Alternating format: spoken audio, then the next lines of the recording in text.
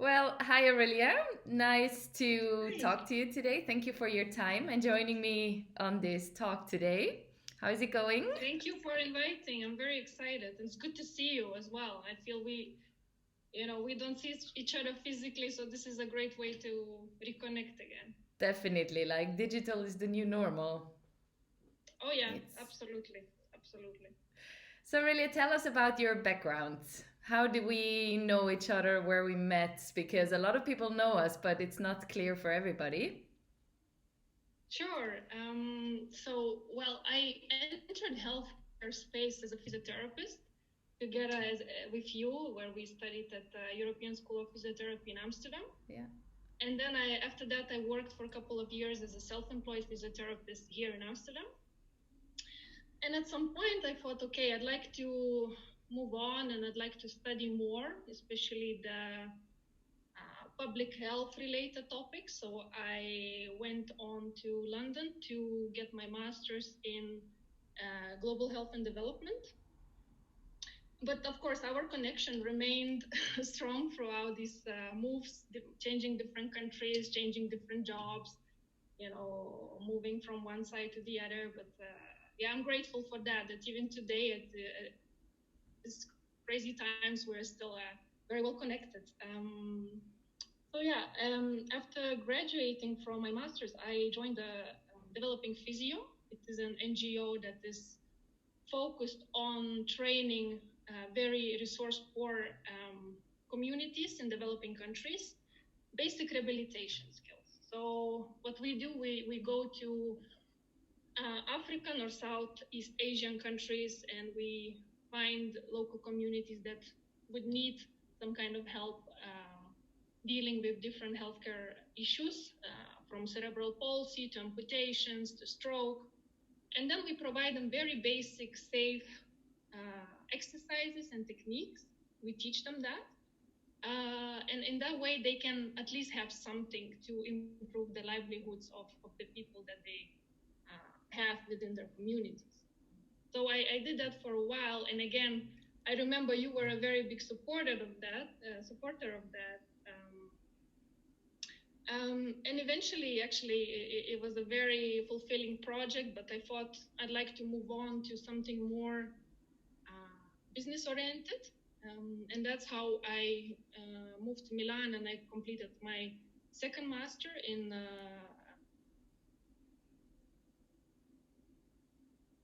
moment where I started to think more and more about entrepreneurship. Aurelia, you And just disconnected for quickly. Which master did you do in Milan? sorry, I was saying I did it was a master related to management and business, and this was the time when I got interested into entrepreneurship concept. And again, in parallel, I saw you as a very clear study case because at the time you were also setting up your business and going for it with full passion and perseverance. And for me, it resonated very well because I had the theory and I saw the practice, you implementing it naturally. And after that, I joined Startup Accelerator. Uh, that's where I work now as well. So just to explain a little bit how that works, I work for Open Accelerator, which is a corporate startup accelerator from Zambon.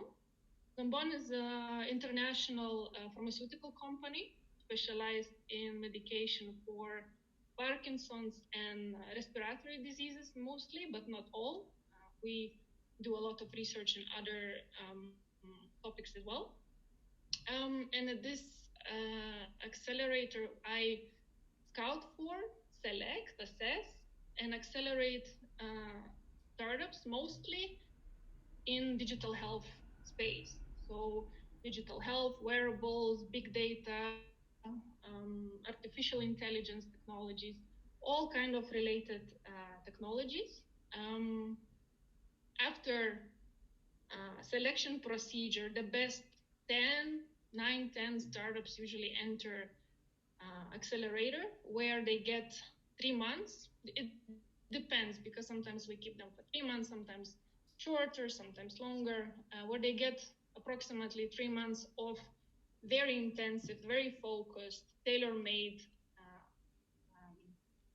workshops, mentoring sessions, coaching from our international pool of experts. So it can be from, let's say, legal perspective or regulatory, because as we know, digital health has a lot of regulatory requirements today. If you really want to have digital application used as a therapeutic application, for example, you have to go through a lot of approvals, clinical studies, and whatnot. So this kind of coaching is very important for our startups as well. And Or of it can be course now even, more I don't than know, sorry? sorry, and of course now more actual and more needed than ever before, right? Absolutely, absolutely. Or it can also be, I don't know, for example, we have a lot of investors, venture capitalists in our network, where they provide support to our startups also in terms of fundraising or term sheet negotiation, questions like that. So it's a very nice ecosystem for startups and research projects to grow. And I really love this part because, I not only get the chance to work with the most passionate, the most talented, motivated innovators that really have this mission to improve healthcare delivery, but actually I also see what is at the front line of innovation, which is, I think, is very, very exciting. And I also help them to scale up to the next level.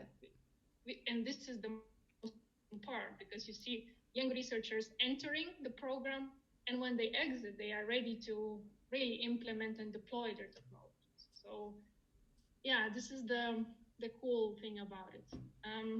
Yeah. And I remember we were once sitting in Milan and having a coffee, and we were waiting for somebody, and there was the Forbes magazine lying, and it was a special edition with like all the young entrepreneurs under a certain age, and you were like, oh, there's actually two in the list. It was even like the most successful or richest ones, and it was like clearly that you said, oh, there's two that are actually my proteges, to say it like this, which was amazing to hear the story. Right. I remember that because it was, I think, the innovators that are transforming the healthcare, something like that. I think so. And we had a startup that indeed was just graduated from our program.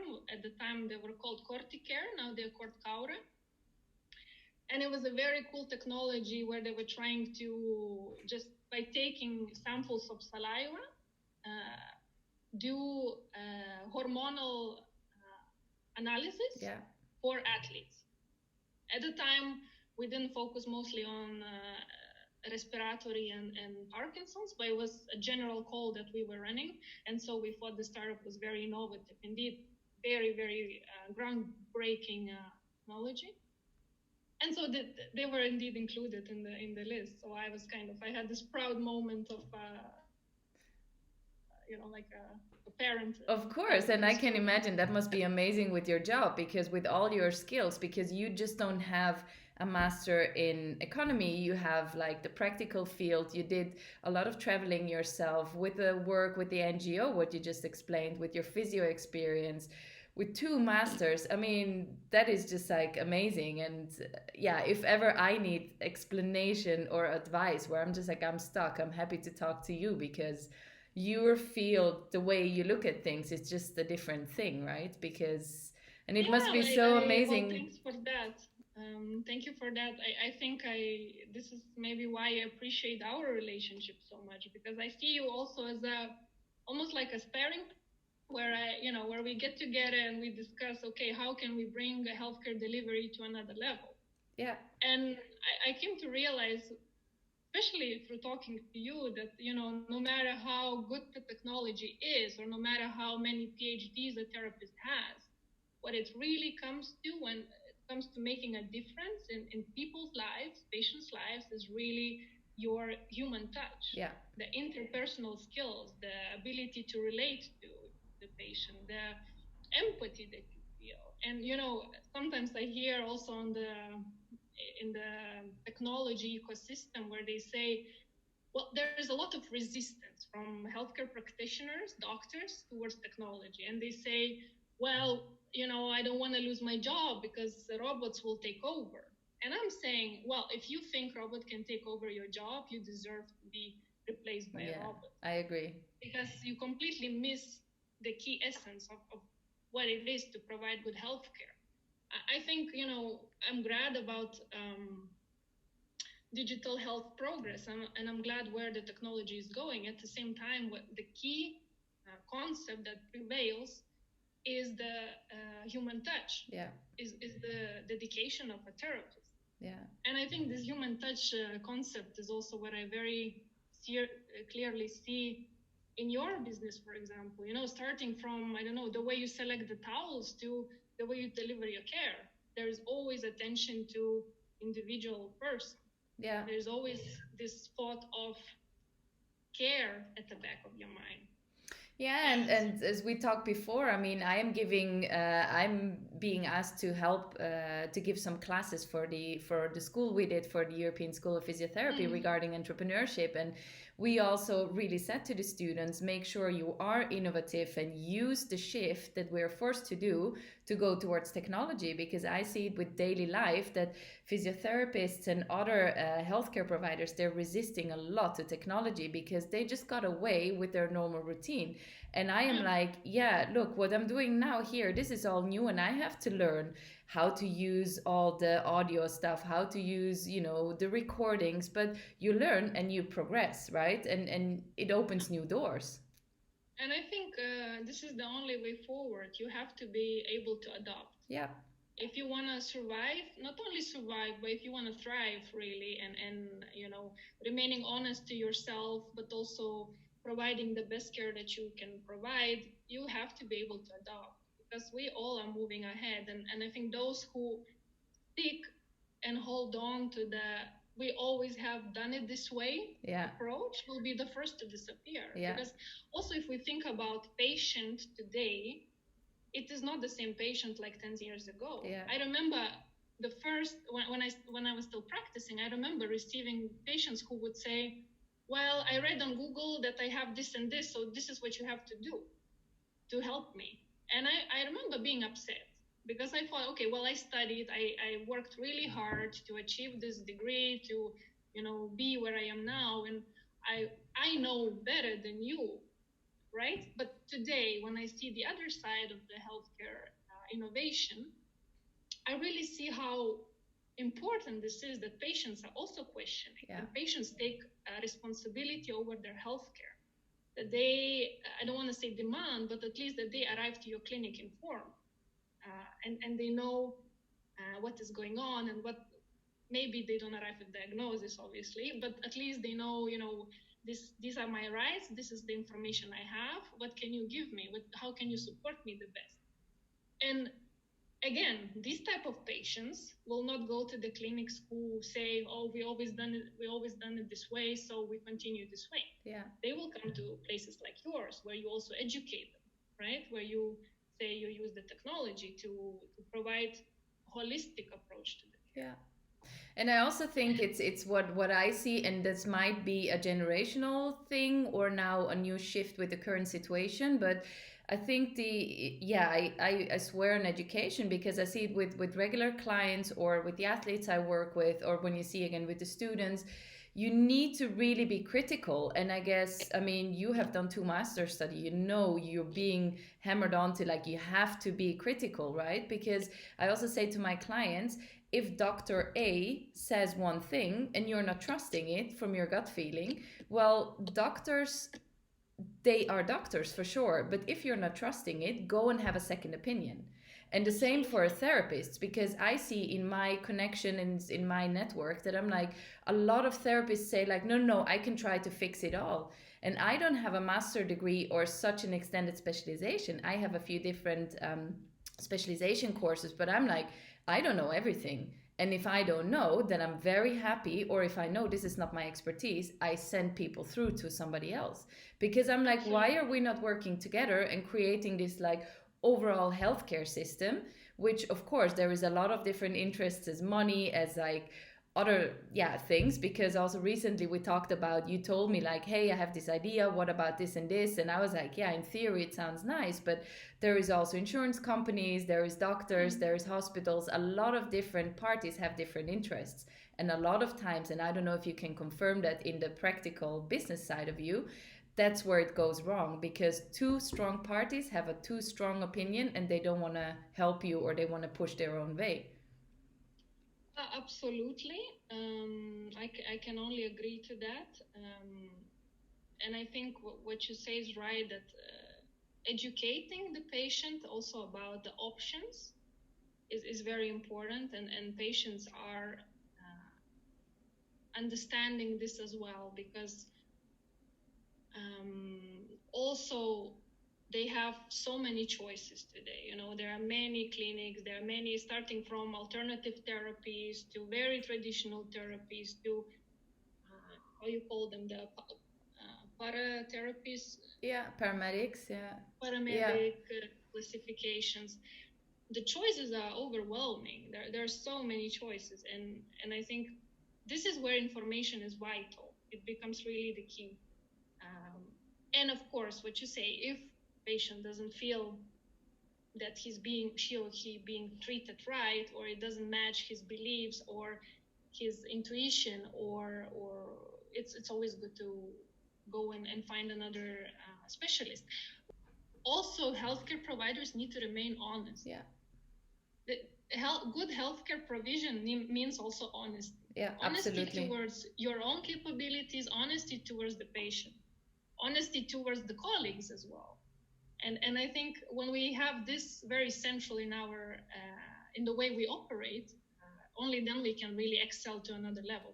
And what you say, I love what you say, to really create an ecosystem, you know, to provide healthcare in a united way, to really, and I love the new innovative concepts now that I see coming by, for example, of integrated care, where you have a Parkinson's disease patient and you have different specialists around you, also including yourself as a decision maker, also including your direct mantelzorg or your direct relatives or carers from your environment. And only in this way, when you involve everybody, you can provide the best care.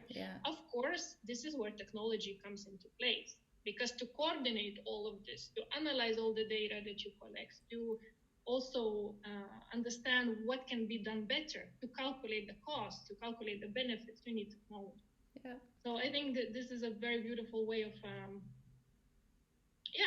entering a new phase of healthcare delivery in general. And I think we always knew communication is key, and also like the technology, right? What you also probably meant before, there is a lot of privacy issues, right?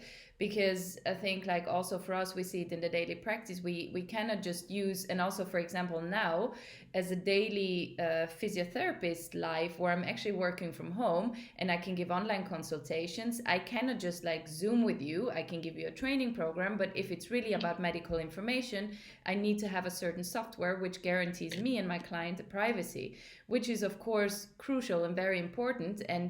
But then again, if the technology evolves and we're all willing to help, because I think us as caretakers and us as the healthcare professionals, we need to give the input, what's needed, to the healthcare, but to the technology people, because they have the idea. But if it's too complicated, we cannot implement it, and vice versa. Because now, if you say you have this Parkinson patient and he needs to be taken care by his family because he cannot go to his therapist if he's still at home, then the communication is key. And if somebody can be instructed with an amazing application or a website or calls, well, then it's great.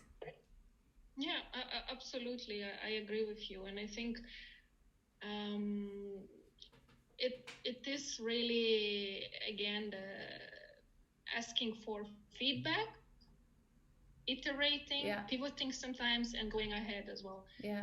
And this is clearly where job that I do or that is done with accelerators is very important, because we not only look at the technology and the potential of the technology, we actually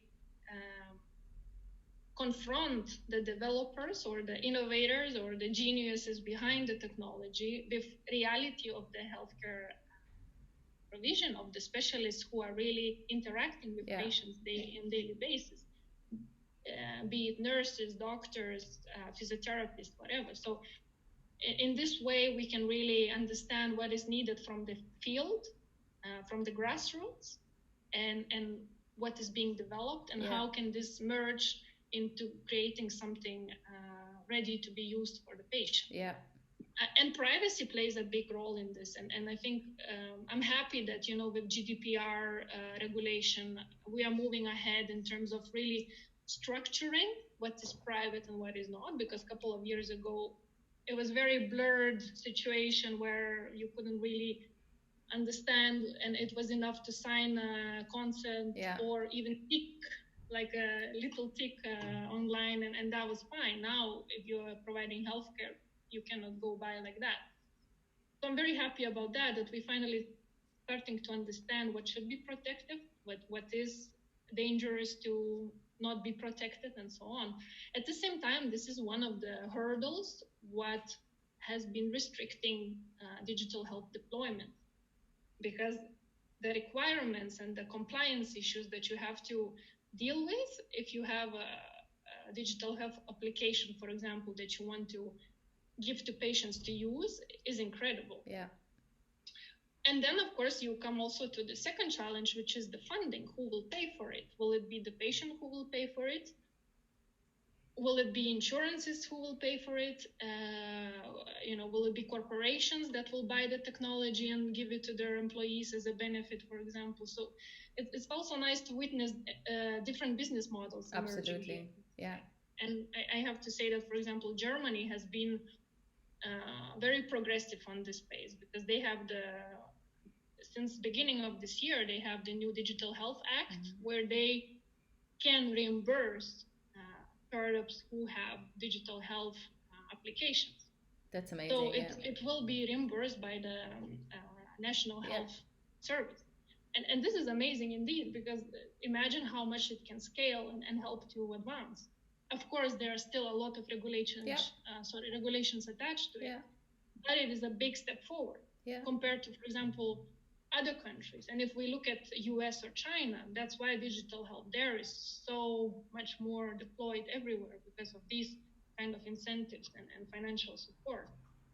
And I mean, how beautiful would it be? And obviously nobody knows where this is all going to go now from the current situation, but I'm like, how beautiful would it be if we can connect what you say, like the face-to-face work, and the empathy and just the feeling, talking and treating a client, but also having a bit of a 50-50 world. Because I think we can, if both would be implemented, I mean, from other colleagues of mine in other healthcare fields, they say like, well, they tried to implement digital health or telehealth before, but clients were saying like, no, if you're on vacation or for a conference, I wait until you're back.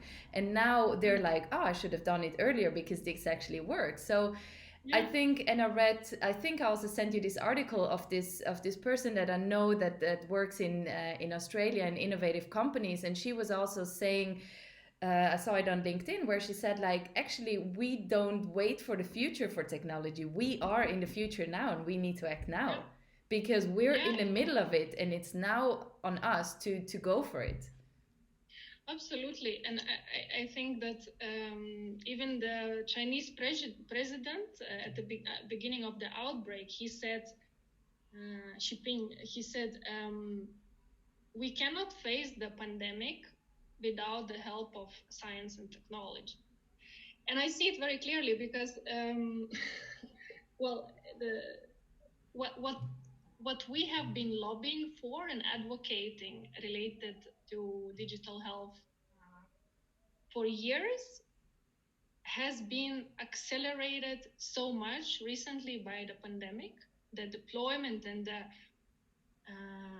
but also the utilization of it is incredible. For example, we have hospitals that are providing virtual services now in China, in United States, in the United Arab Emirates.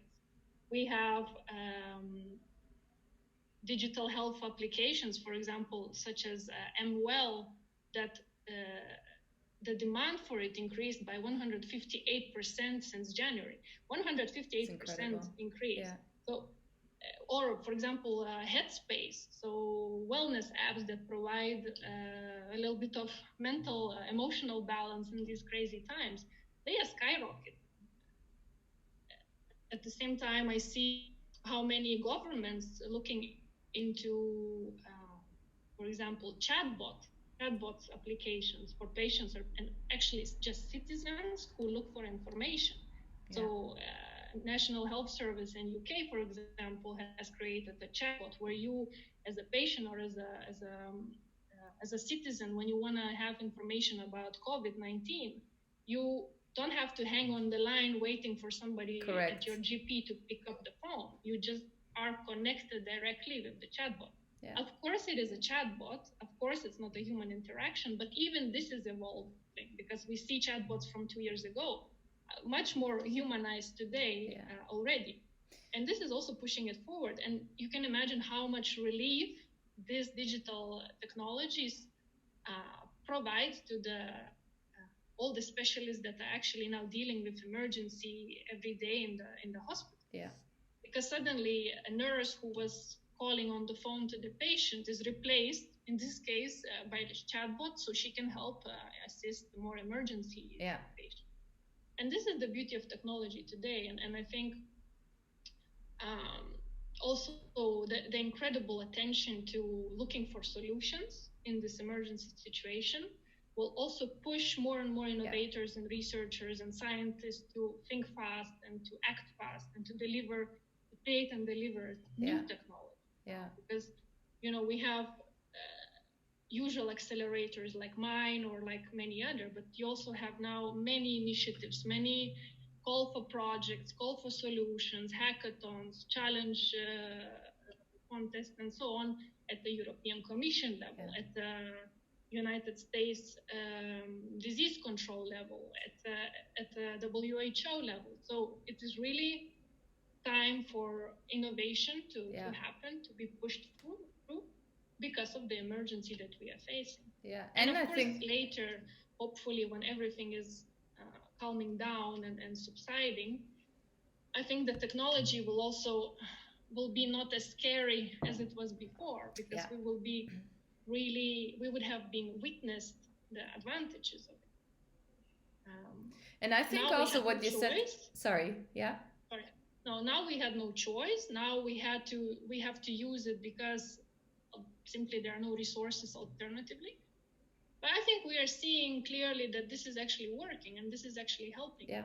And can be also what you say, combined with the human touch and real face-to-face interaction, can be a very nice way to complement the traditional healthcare provision. Absolutely. And I think what you just said before, I think is a very, very crucial point, that it's not just everybody's pushed to think about how we can do it, but also the client is accepting of using it, because the best app doesn't help if it's not being downloaded, right?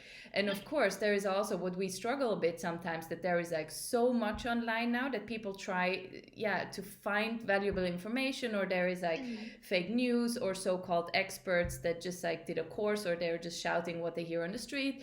But I think we really need to concentrate on the positives and on the push forward, because there is always something negative and there is always something that is not ideal. But we're forced to, even all generation and all levels of society are forced to use technology. And for example, the chatbots, what you're saying, even I was struggling the other day, where I was like, okay, there's so much government information. Me as a business owner, how can I apply for funding? And the Chamber of Commerce in Holland, in Amsterdam, they have a WhatsApp service. And the same with the World Health Organization. In the beginning, they were one of the first ones. They said, like, just chat on WhatsApp, and we have like a bot. We give you a menu, which is automated, but still it gives me the feeling I'm being heard, and I can go further. And the one with the Chamber of Commerce, there was an actual person answering me within 10 minutes. And normally I would sit on the line waiting and sitting and wasting my time. So I think the moment is just, it's amazing for new things to happen. I think it really will be such a crucial moment into like new directions, for sure. Yeah, totally agree. And we shouldn't be scared of competition or overwhelming possibilities of choices, because it also crystallizes with time. The quality is always the differentiating factor, even in this case. And of course, if we move further into regulatory restrictions, into certifications, into all the regulations that are related to mobile applications deployment, that's where the quality will also be the main requirement. What can you, how can you prove me that what you provide, what you do with your app or with your online services is a good quality for the patient? And as I said, you know, in the countries where digital health is being now slowly starting to be reimbursed, they have strict guidelines and strict standards for it. And this is a good beginning. For example, in UK, NHS has digital health library, which is there are applications that are endorsed by the National Health Service for patients that, you know, the applications have been tested. They have been proven through clinical trials that they are safe, that they are effective. And so as a patient, you can go to this library and choose if you have certain concerns or healthcare problems or diseases. You have certain applications that are endorsed by the government. So yes, there's a lot of it, but I think quality will be the determining factor. And again, we have more and more patients who are very well informed. So you cannot just go by with selling air. You have to step up. You have to give quality.